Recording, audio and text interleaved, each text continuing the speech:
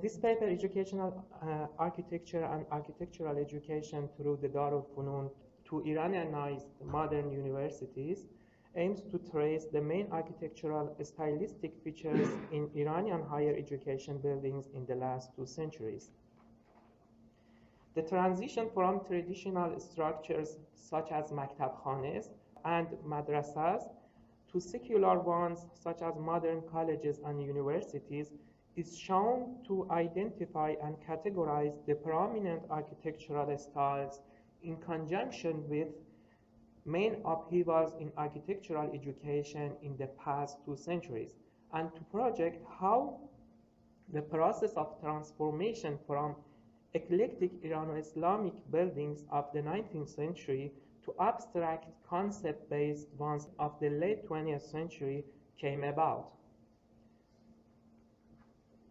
Traditional educational sessions were commonly held in mosques and sometimes in the residence of teachers or mullahs, as Porter stated in 1821. The education was religiously based and was imparted either in religious spaces such as mosques and madrasas or in private spaces known as maktab or maktabkhane. Madrasas were higher level for maktabkhanes to provide further studies, and they usually had a mosque built next to them.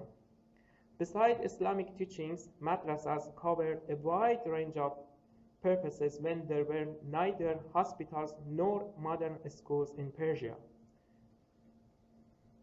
The Darul Funun became a place for improving royal arts such as painting and in particular photography, which was one of the main interests of Nasiruddin Shah, and the technical and military aspects, which had been the Grand Minister Amir Kabir's main purposes in establishing the college, became less important than the artistic aspects. There was no course in architecture in the curriculum of the Darul Funun during the Qajar period, and that is why the main upheavals in a style of Nasiri buildings are due to the revolution in other arts like painting rather than architecture itself. Austrians and trained Iranians in Europe were the first teachers in this European-based academic system. As a group of 42 Iranian students were sent to Europe in 1859, which had been the largest group by the time. A strong tendency towards the West led traditional architects to think of creating a sense of being European in buildings, but they did not have the necessary tools and also necessary academic knowledge even for duplicating European buildings. Painters amongst the team of decorative artists for a building were in a better position rather than other traditional artists because of the possible chance of studying either abroad or in new established colleges. The Iranian architect Karim Taherzadeh Behzad, who studied at the Berlin Academy of Architecture, returned to Iran in 1926. Behzad's proposal for the establishment of an architectural school was accepted. However, the architectural programs did not last more than a year and a half, for there was no longer any financial support from the government, seeing no priority in educating architects while having lots of uneducated traditional ones available.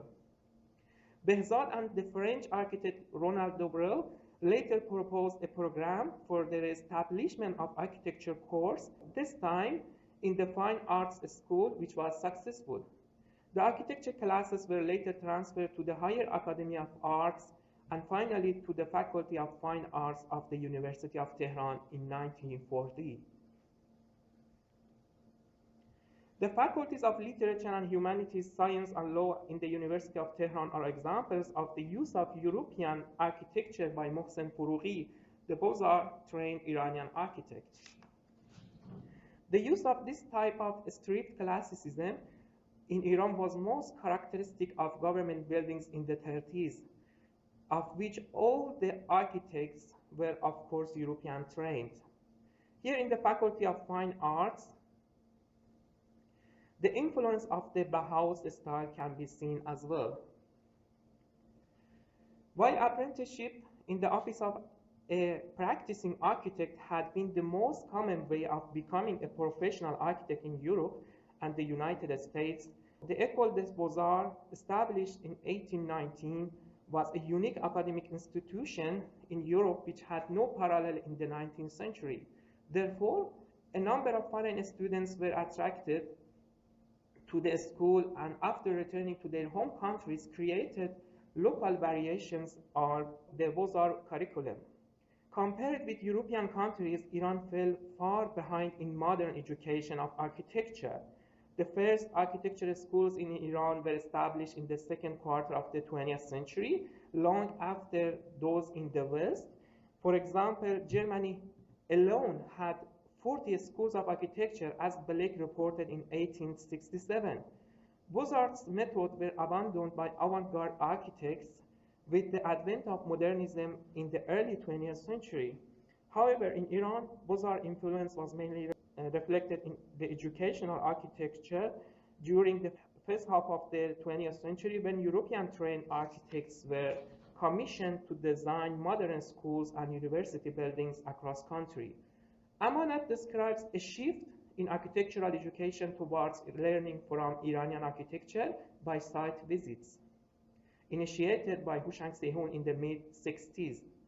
This approach in architectural education, focusing on the local architectural heritage, must have accelerated the emergence of a regionalist trend amongst Iranian architects in the 70s and subsequent revivalist movements. You can see here Houshang Sehun. By the early 60s, a group from the University of Pennsylvania had outlined the first pedagogic programs for Shiraz University, and Minoru Yamasaki had been selected as the main architect. The modern concrete student residence in Shiraz resembles another work of Yamasaki, the Portico Blocks, which were demolished about 20 years after its construction in 1954.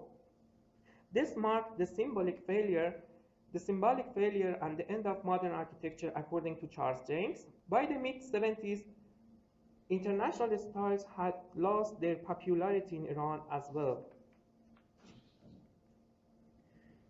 The process of the localization of university buildings first can be seen in the 70s, when regionalism suddenly became the main architectural theme.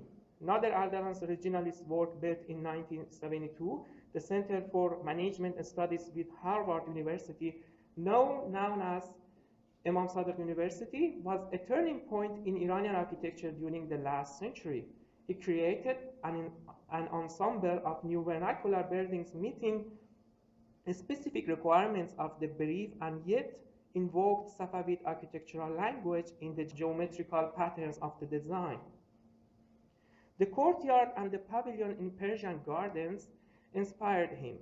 Ardalan's biography demonstrates the consistency of his architectural practice and theory, and his book with Dalal Bakhtiyar's Sense of Unity in 1973 shows how influential he was in introducing and defining the notions of geometrical symbolism in Islamic Iranian architecture. Ardalan's local solution to the modern demands of the government, the emergence of localizing approaches in the architectural education of Tehran University in the mid-60s, and the successful works of Iranian architects such as Amanat's monument at the Azadi Square in introducing innovative Iranian architecture, opened up new horizons in modernizing Iranian architecture in the early 70s and paved the way for its spirit over the subsequent decades. The main regionalist trends in Iranian university architecture can be categorized as this: imitative imported regionalism, Iranianized regionalism, innovative regionalism. The use of brick as the dominant material in the university buildings emphasizes the sense of locality. Nonetheless, the geometrical arrangement of the facades of these buildings sometimes followed the aesthetic principles of late modern and postmodern architecture, and apparently there were almost no local decorative details in the design of these buildings. You can see here the influence of Louis Kahn. The return to the past and the use of its architectural details to embellish a modern structure became even more popular after the Islamic Revolution of 1979. Historical and postmodernist motifs used in this terrain created a thoughtful, eclectic design, what Özkan describes as concrete regionalism. Traditional characteristics such as the use of arcades and colonnades, courtyards, decorative patterns, and the use of brick as the dominant material give these buildings a local character. The Mosque of Jundi Shapur University is probably the most distinctively innovative building of the campus in its bold approach to refining traditionally invariant architectural parts of a mosque like the minaret and the dome. In fact, DIBA integrates these two elements together. In Balias University, Mir Miran borrows his main concepts from Iranian traditional forms, local ice houses in this particular project, yet his design is creative, expressive, and innovative. The forms are pure and combined simply. The conical form of the building has an iconic character, by the use of which and its reference to the Yakhchal, the architect won the design competition. Mir Miran's interpretative Iranian architecture illustrates an abstract design in the range of Iranian regionalist university buildings, which started with Ardalan's work in 1970. The establishment of the first Iranian secular college, Dar al-Funun, in the 1851, with its European teachers triggered the formation of a new class of Iranian artists and craftsmen. This resulted in freedom from Orthodox Irano-Islamic art and architecture, which have been well established and promoted by hereditary artists and artisans.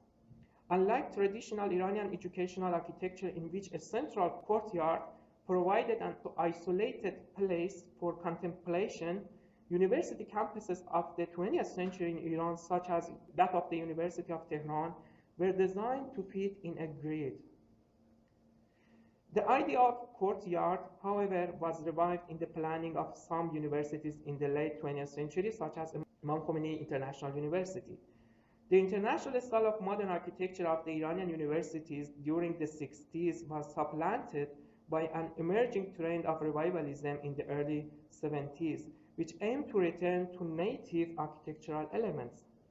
The 70s became the decade of the emergence of brick university buildings, in the design of which Iranian architects borrowed some architectural elements from the works of Western architects like Khan. In the subsequent projects, the innovation and symbolism found place beside imitation, as symbolic architecture interpretations of Iranian cultural and architectural heritage have emerged. Over the last 2 centuries, the architects who took up the challenge of being interactive in reconciling the architectural embodiments of tradition and modernity in Iran projected the possibilities and opened up horizons in designing with consideration of the local heritage while being modern. These regionalist experiences and the course of architectural styles in modern Iran will be informative and instructive for architects in other developing countries, in which similar solutions could be applicable to establish a balanced relationship between modernity and local identity in architectural design. Thank you for your attention.